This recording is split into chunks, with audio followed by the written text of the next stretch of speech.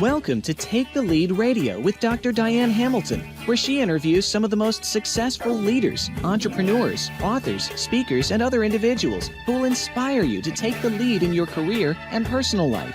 And now, here is Dr. Diane Hamilton.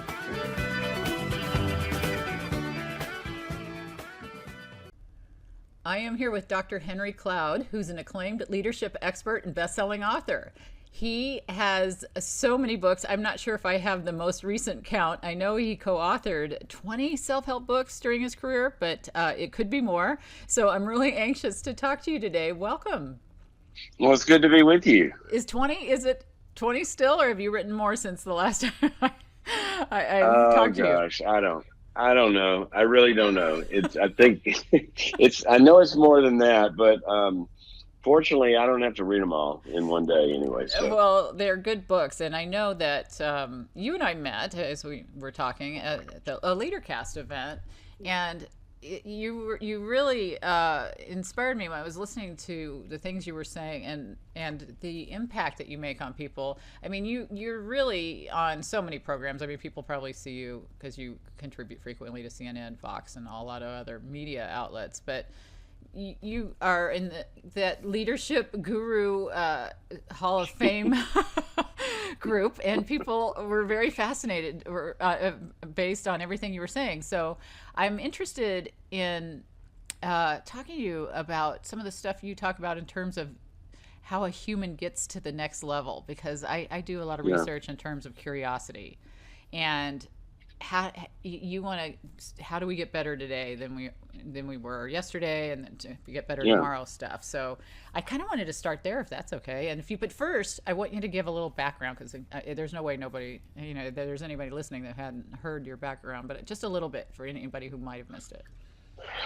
Well, the short version is I went into this field as a clinical psychologist, but back then, when I started there, you didn't have all this executive coaching and CEO coaching and all of that. You had a kind of a leadership space, and then you had the personal growth space. But my first job was in a leadership consulting firm, because they wanted a clinician that understood individual growth and interpersonal issues that affect companies and teams and performance and all of that.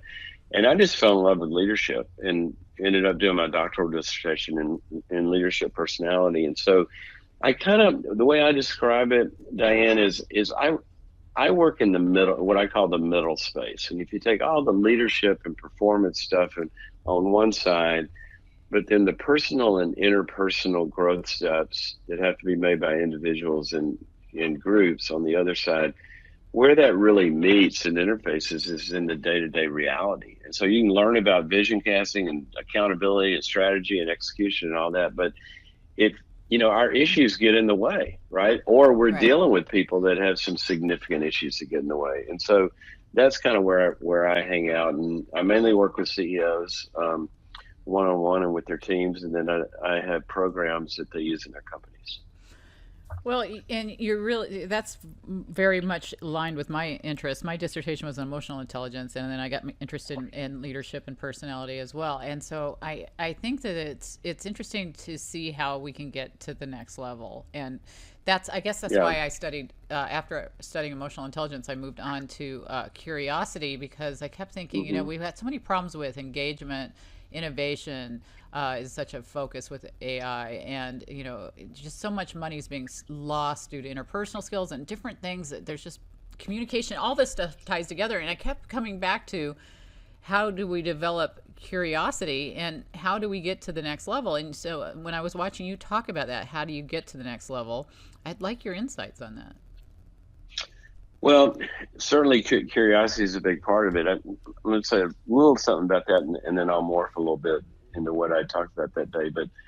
But by definition, the next level of anything requires something that's not at our level. Right. So if I'm closed and I'm not curious what's in the next room, I'm not going to open the door, right, to go in there and look. And unfortunately, our development, the way we're wired is our brain makes maps. And that's the way we get to the refrigerator in the morning, right? Because you've had experiences, and it shows you how the world works. And we have experiences of people, and we have maps of how they work. I know I walk on eggshells around this person, or I don't. Right. And so we have these maps, and that's really, really important. The problem is that for a number of reasons, it might be experiences, it might be fear, it might be hard-headedness or narcissism or whatever. Some people's maps get very, very fixed. And the worst thing you can do is have a map that's not open to updates about people, about markets, about individuals, about how you do things, about how you perform.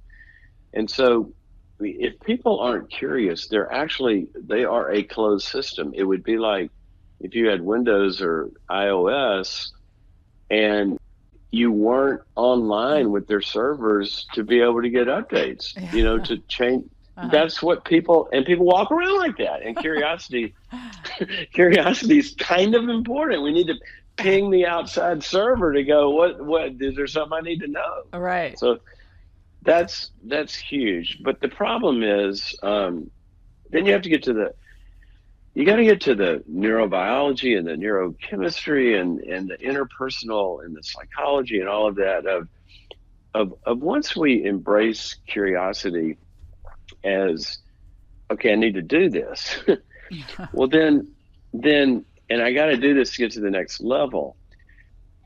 We have to be able to pull it off. The equipment's got to be able to pull it off. And so that's where, and when I talk about getting to the next level, I always draw a triangle up on the board because a lot of people, we know that there's a kind of physical aspect to our getting to the next level. In other words, this performance thing runs on a piece of equipment called your brain. Now that brain is driven by circuitry and neurotransmitters, like what kind of gas are you putting in your car? Right. You're putting premium or unleaded or diesel or whatever. And so there are certain neurotransmitters are always firing to get us to the next level. So there's the physical parts. It's really important that our brain works, but that's the hardware. The software is kind of, it's the mental, the immaterial, the belief systems, the attitudes, the programs we have in our head, the maps we have in our head, and those two have a relationship. So, for example, if I think somebody else across the negotiating table, if I think they're really out to screw me or something, then I actually have different chemistry going in my brain, and my own performance is going to be affected by how I'm looking at that person or how I'm looking at the market or whatever it is. And so you got those two things that are always interacting. Now, here's the problem. A lot of development material out there focuses on those two things. We try to get better rest, and you learn how to breathe, and you have sleep patterns and all this kind of stuff that people work on the physical side. And then on the belief systems and the attitudes and how you look at the world, we do a lot of leadership development on changing people's thinking. But the problem is there's a third leg to that triangle or stool. And the third leg is relationship. And basically everything we know about the brain and performance and getting to the next level involves some kind of a relational connection or interaction. I mean, if you take a baby and you feed and water them and they're not connected with, they'll kind of grow up, but you even look at their brains and there's dark spots in there where circuitry didn't grow, new circuitry didn't grow because the absence of bonding. They get to be 12 years old and they have impulse control problems and act out. And all the way to Navy SEALs who are getting to the next level of performance, they don't go to Hell Week or, all those training things by themselves and read books. There's somebody there, their buddy, their instructor, all of that actually have to be present to push them to the next level, to make it a safe space so they can get to the next level, to metabolize failure, to give them input and all of that. So that's what I focused on that day. I think that we were First thing. together. Yeah, you had a story about Mark. I mean, I had Mark Devine was a Navy SEAL on my show, and your story about your who you said you always wanted an older brother, and you told this Mark story, which it was about the force that gets people past their limits, and on things you're talking about now, and I think that's an interesting story if you want to tell it. But I think that what you're saying though is we need people to push us to the next level, and or can we get there on our own? And I'm just curious what you think of that.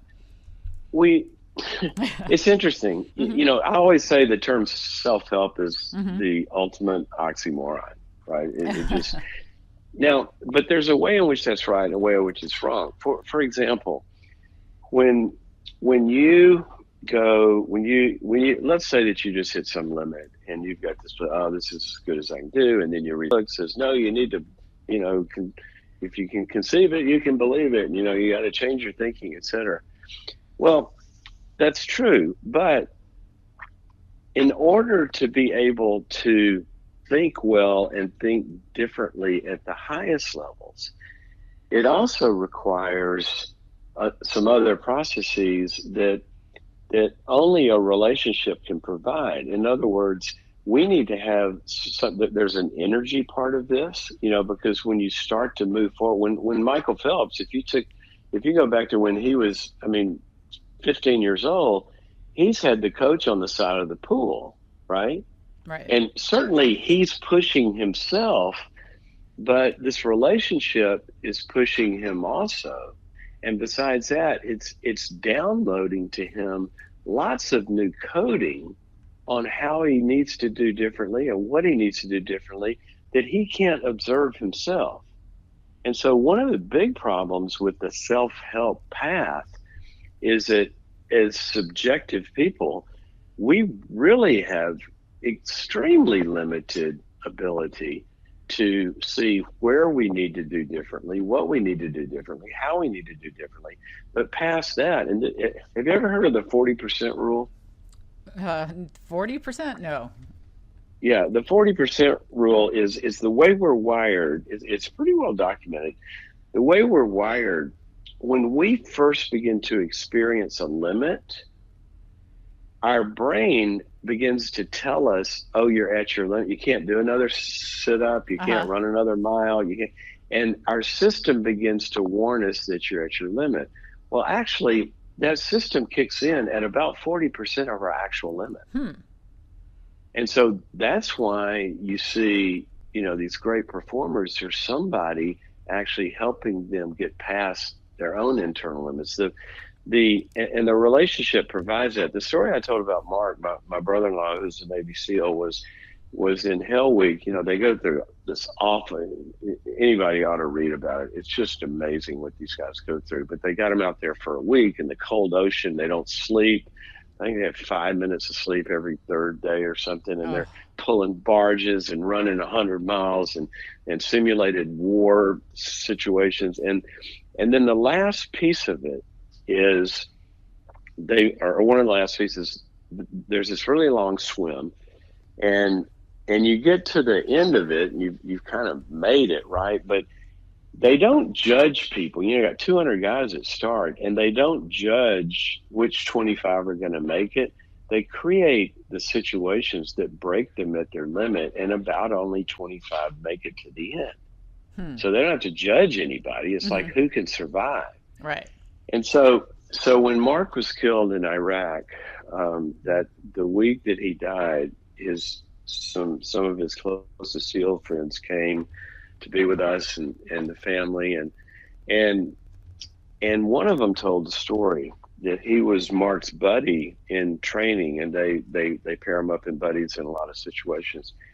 And that this last swim, Mark had made it to the shore, and Bryce is swimming, and he said he got about 50 yards out, and he said literally he was at his limit. His arms wouldn't move anymore. Sort of like when you go to the gym, you hit enough reps and your arm won't move. He was physically at his limit. He knew he was going down. he was starting to signal for help. He couldn't will it. He wanted it. He couldn't. And then he's going down. He looks up, and Mark is on the shore, and their eyes met. And Mark gives him this fist pump and goes, "Go!" Like screams at him. And the way Bryce told it, he says, "I don't know what happened, but my body got out of the water and made it." Wow. Now, that's what we're talking about here. And we know from quantum physics and some other ways that we can kind of observe this stuff. There's something that relationship, the immaterial connection that people have in a relationship that's significant and has certain factors to it. Being positive is one of them, or being honest is one of them, all of that. That relationship is actually part of how we get to the next level. Yeah. And so, when I work with CEOs or teams, one of the things you have to look at is, what's the relational valence looking like? What do these connections between people look like?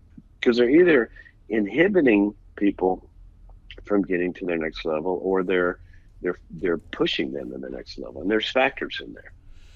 Well, thinking of my pharmaceutical days, the parasympathetic and sympathetic system, and how you would kick in with the your sympathetic response, and how it ties into this relationship that you're talking about, and it's so important that everyone sees this connection that we have, and you're talking about that. And I liked how you actually cited a math student study when you talked about the four different types of connections. I don't know if you want to talk about that, but I thought that was a really fascinating possibilities of connections in the universe.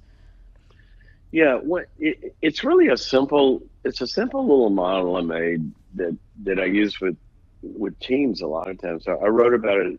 The book that's on all this stuff is called The Power of the Other, and I'll draw four corners up on the board, and I'll say, look, all of us exist somewhere at any given moment in this relational universe. And corner number one is no connection. It's like we're a cell phone that can't find a tower.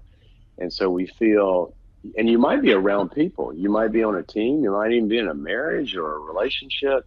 It doesn't mean you're not around people, but it means that you feel very alone in that team or in that relationship, because there's something.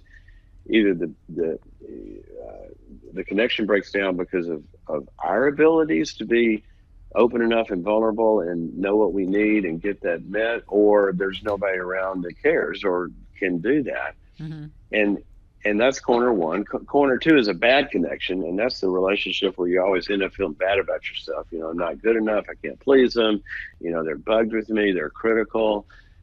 Everybody's got one of those, and if you don't, you can probably find it in your own head, right? So we know that feeling of being in corner two, of not feeling good enough, and that actually, both of those corners do horrible things to the performance brain. We can't operate at the highest levels from either one of those two corners.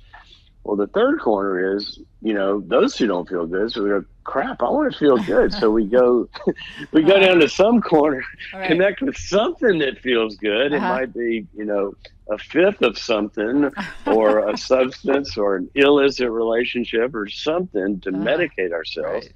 But that doesn't end up doing it. And the only thing that works is corner four. And that's where we have these very real and authentic fueling, but pushing and feedback and all the elements of a real connection and a connected team. You see people's brains change, you see performance change, you see us getting to the next level. And so the book is basically about the dynamics of that. And I like for people to, sometimes I'll go into teams and explain the four corners and put it up on the board and say, so where's this team? And everybody will go around the table and say, well, I'm in corner two. I feel like I'm losing. You guys are down on my case. Or somebody else says, I feel kind of siloed and left out. I just got called into a situation a couple of weeks ago. A $20 billion deal was stalled among three partners. And they just, it had been 6 months and they're stuck. And And I went in there and I listened to them as they're talking about their perspectives. And there was one of the lead partners that I just noticed that in the discussion, every time he would begin to talk about his perspective on whether they do the deal or not, there was this dynamic where he would get interrupted, he'd get invalidated. And I watched him kind of over the course of the first half hour, so I could see him gradually kind of shutting down and withdrawing. Right. And I said, so tell me, where does this happen a lot? I mean, I noticed when you started to say this, he did that and all that. And the guy looks up, and this is like a huge performer. And he said, you know what? I never feel like anybody on this team is listening to what I think. Huh. And these people run a huge company. And so that's the guy sitting in corner one. Right. The deal had stalled because he's disconnected from the team, even though he's present in every meeting. And that gets him the inability to negotiate. Huh. Yeah, so it's all over the place. That's interesting to me, just how much our environment and certain things impact us. And just touching back on curiosity for a second, I found that with fear, assumptions, technology, and environment were the 4 factors that held people back. And you're talking about a lot of environmental things, and I think that they're really important because when you were talking about those connections when I saw you speak you were talking about that math students and your favorite study, and I think that is such a fascinating study. I don't know if you remember that off the top of your head about them with the relationship with their fathers. Yeah, it's a fascinating study. I do remember it. So they took high-level math students I think they were even a graduate level, and they were all it's kind of like the 1 zillion score on the SAT types, and they put them into a competition where they were sitting in front of a screen, and group 1 and group 2, and they had to solve these complex math problems against a clock, and so they're competing. It's a high-performance situation. Now, they had screened them on a lot of different factors and had matched them for grades, SAT scores, all this kind of stuff, so they're all equal on the things that load on performance around math, except they also, secretly, through all those questionnaires, group 1, the students didn't know this, but group 1 was a group that had a very positive relationship with their fathers around performance and failure. Group 2 had a very critical or negative relationship with their fathers around performance or failure. Now they didn't know that this was what the researchers were looking for. So they start the clock, they're racing. They also have their brains hooked up to brain scans. And while they're working the problems, they subliminally flashed. That subliminal flashing is where you put something on the screen that the person's brain sees, but they don't know they've seen it, and it affects you. So they flashed the kids, or the I guess they're adults at this point. They flashed the person's father's name on the screen in the midst of their working the problem.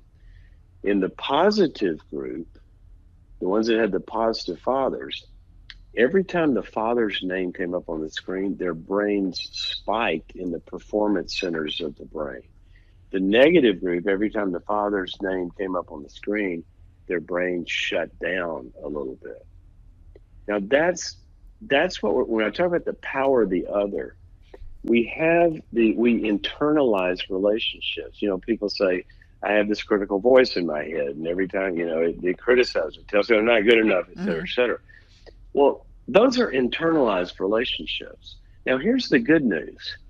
If you had a whacked out father, there's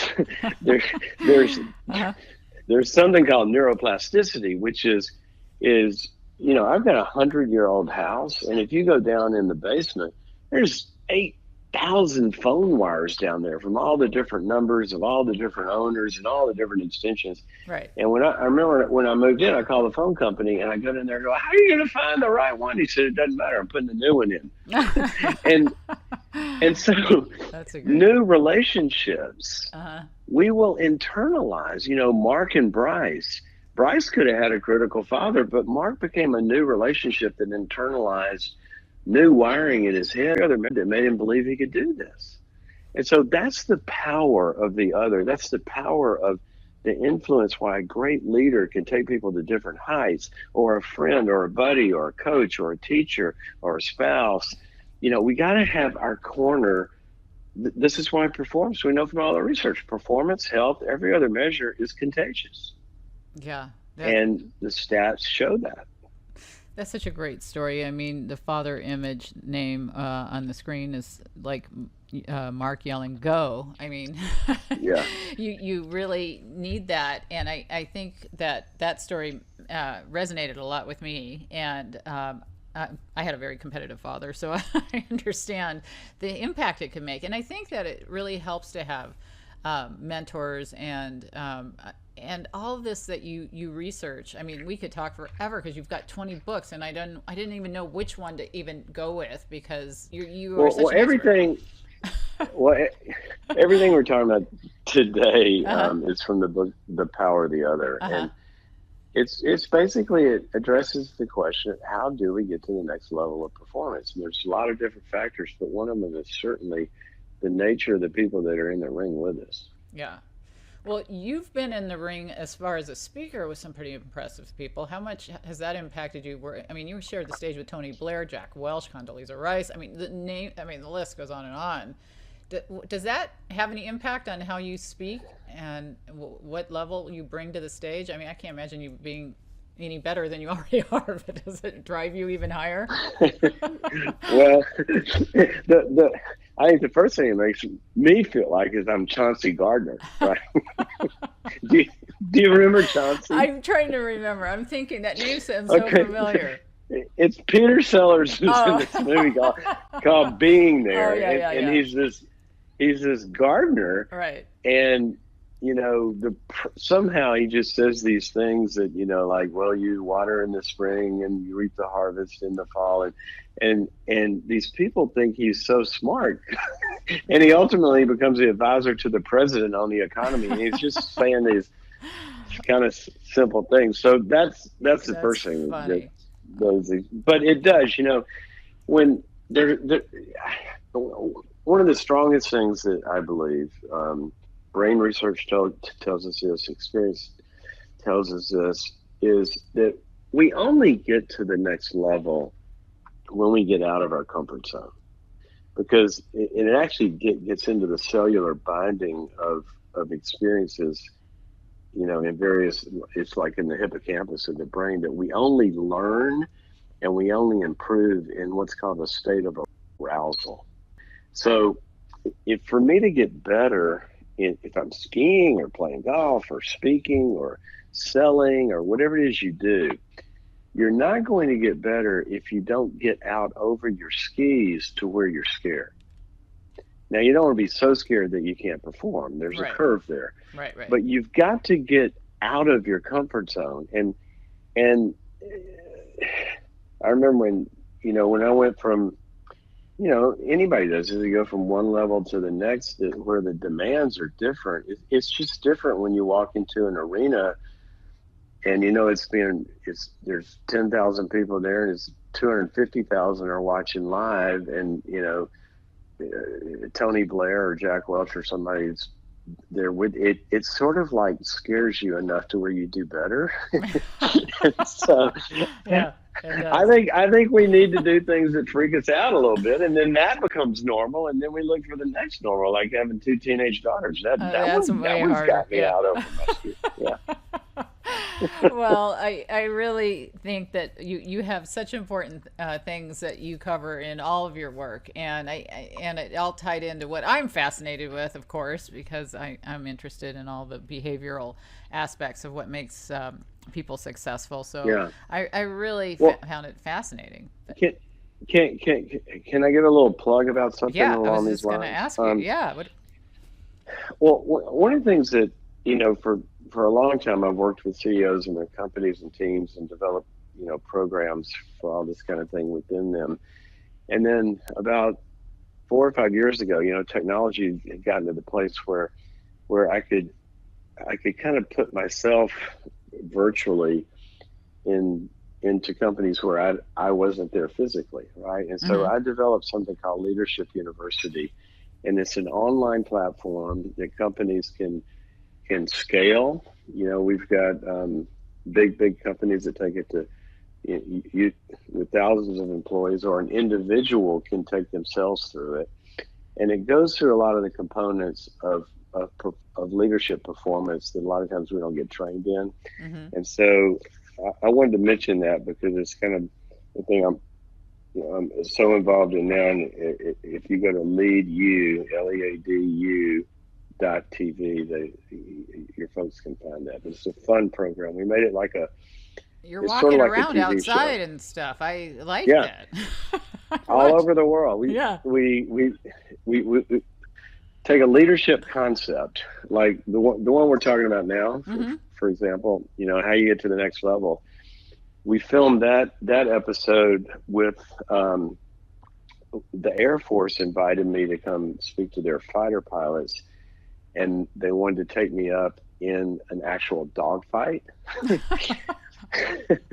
which is a whole other story. But we filmed it Huh.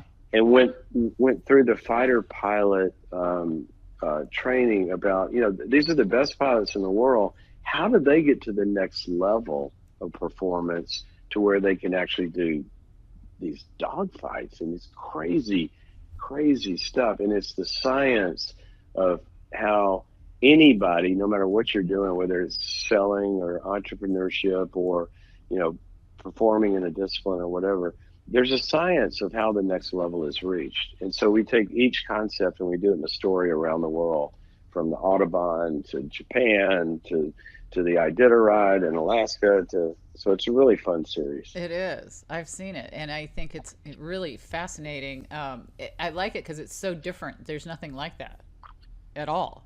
And I've Well, taught we a want lot it. of classes, so I know Yeah. what's out there. It, Yeah. we, what happened is I took all these concepts, we filmed it for a year. I'm in the studio, I'm talking, we're selling it to companies. They have all the assignments. It's working great. And then my business partner called me and she said, we got to redo the whole thing. And Why? I said, what do you mean? We just spent a whole, she said, because it's one more talking head in front of a screen. The content's great, but we're going to do a TV show that people actually want to watch. Ah. And so that's where the concept came from.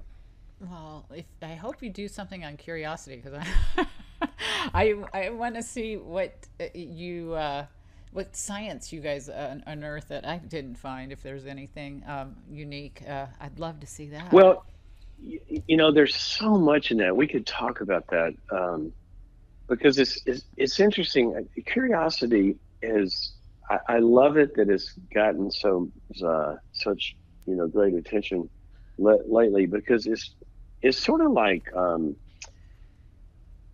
if you think of Windows versus DOS. Some people Uh-huh. aren't old enough to remember DOS, but Unfortunately, I am. yeah, it's sort of like the old code Uh-huh. underneath. You had to type in. It's the operating system. What they did was they took all that complex operating system and they made icons. And so now we don't have to type in all the commands for Microsoft Word. We just double click on the icon and it works. Well, that's kind of what curiosity does. But when people start to work on curiosity, what they're actually working on is underneath the hood.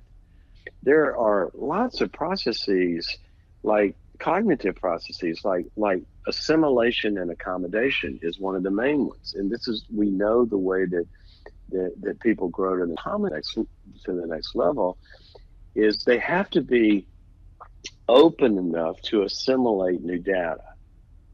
And then once they take the data in, they've got to be flexible enough to accommodate that new data in their map of the world.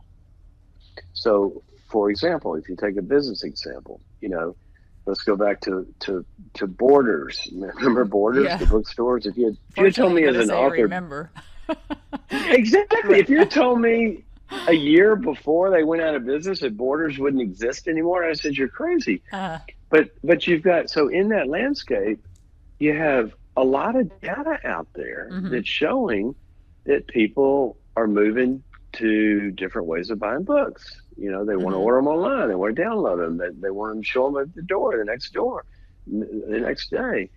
Well, that data was available, but somebody at Borders they're not assimilating. They're not, somebody says that they're having belief systems that say, well, that'll never happen, or no, everybody loves bookstores. And they're not taking that in.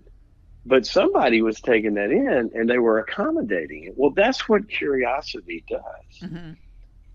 It makes people say, you know, what's out there that I don't know? What are my unknown unknowns? And that's where we grow.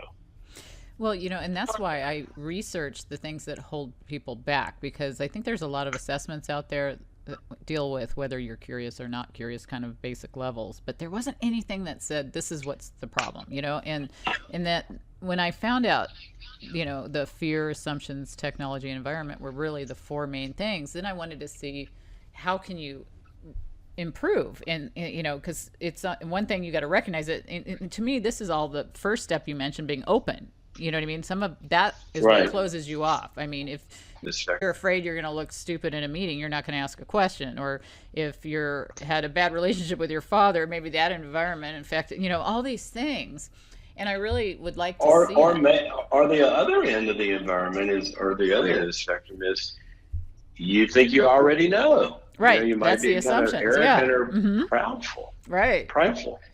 And that is a really big part for a lot of people. They think that they know and it's going to be boring, or they're not going to be interested because they had a past experience doing something that they didn't like, you know, and they're a whole different time of their life now. It might be something they'd really like. I think that's a big problem with engagement. A lot of people are probably not aligned properly because they've never really explored anything else, and they're just existing in whatever it is they found. What do you think about engagement issues like that?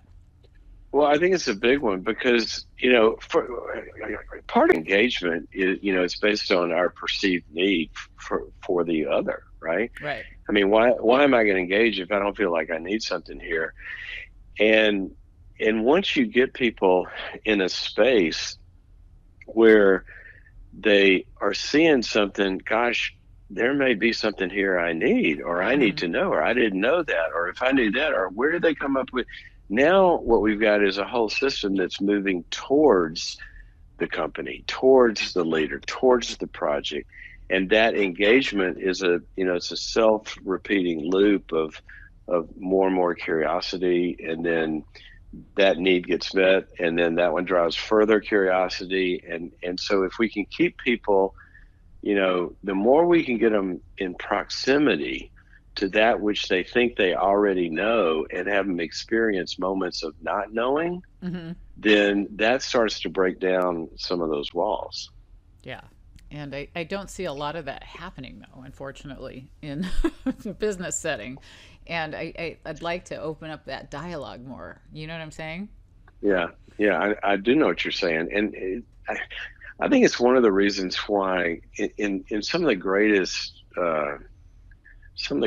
leaders that I work with, one of the things they're always doing is if they're in financial services, for example, they're going out there and hanging out with people in healthcare or people in media, right? And they're looking at they're making themselves get close to engaging with other models that their own little world has never, you know, caused them to see. And the more that we can get, one of the things I love to do is you get these silos in companies. Yeah. And I just always make them look, if you're in R&D, go over there in marketing, and your marketing people, you go over there in R&D, and what you're going to find out is when somebody's out there selling something, they better know how long it's going to take to make that. Right. Yeah, it's kind of important. Right. But they don't do that. They're not curious about anything but their own little world. And we're all guilty. Yeah. And I had a guest on my show. I'm trying to remember the story about they went. It was a medical facility where they weren't doing a very good turnaround time on how efficient they were, and they actually went to saw a pit crew how fast they could change out the tires Yes. in speed racing, and he actually had them come in and watch what they were doing to give them suggestions, and they shaved off all kinds of time of what they were doing because they're looking at it from a completely different perspective. That's right. And we just don't see enough of that. And That is such a good example. When we were filming Leadership University and did I went to Alaska and got in the helicopter, went up on the glacier with the world record holder of the Iditarod, and I was talking to him about he took the world's record on that 1,000-mile dog race from 20-something days down to 10. wow. And I was talking to him about all that stuff, and one of the things he did was he changed. This probably isn't exactly right, but it was something like he changed the shoelace count or something on the mittens for the paws of the dog, so that each time they stopped, he could change the mittens 3 seconds faster per dog or per foot. And that equals 2 hours over the course of 1,000 Wow. But most people would think, I got to teach my dogs to run faster. Right. Right. And it's such thinking outside the box, and so many people don't know that. How do you develop that kind of thinking? You bonk them over the head. I can't say that anymore. You used to could say stuff like that. I'm kidding. I'm not. So you metaphorically get them off balance. How's that? That's a nice way. But there's two big processes that can do this. Mm-hmm. One is, some people are motivated by what they don't have. Mm-hmm. In other words, you take a salesperson, some of them, a bad day is if I don't sell $1 million more tomorrow, right? If I haven't figured out how to do that. You have other people that are motivated. A bad day is if I lose any account. So some people are motivated by getting more of whatever it is, more love, more security, more money, more position, more excitement. Other people are motivated by security needs of kind of not losing what I have. Well, if you take that in terms of positive and negative motivation to curiosity, then it's really important to get people in situations where they're experiencing both. And so a company thinks their product line is so great. Well, take them and show them what somebody is doing better. You're going to have some people, they're going to get curious about, crap, if we don't do that, we're going to get killed and lose our customers. Other people are going to think, wow, if we did that, think we could go conquer the world. And so you've got to get people the metaphorical bonk on the head. You got to get them to wake up to realize there's more out there and you are in danger. Both are true.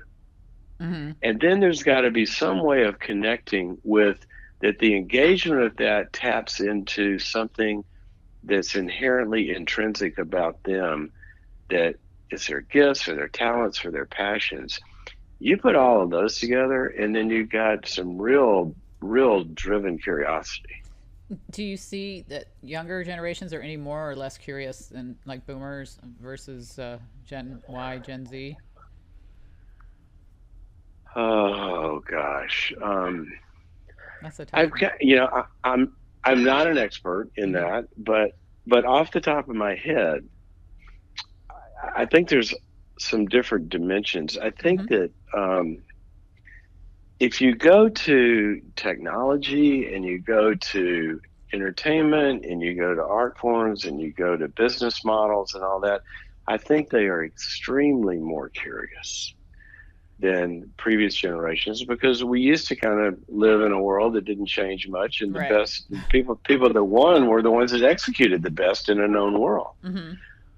Well, now, I mean, you may be Snapchat, but somebody down the road is developing something that's going to put you out of business in a few years, right? And so there, and the ability to go look at things is incredible. So in that instance, I think yes. What I get concerned about is, and it doesn't matter, in politics, for example, is one example. But there's a lot of things like this. And it doesn't matter if you're on the right or the left, conservative or liberal or whatever. Mm-hmm. But I see it seems like that there's such a such a for or against kind of Black emotional and white. valence now Hmm. that people from different perspectives aren't getting curious about the other side. Right, right. And we can learn from each other. And so I see a lot of it troubles me a little bit about how some just the division and the polarities, and I wish people would start to listen to each other.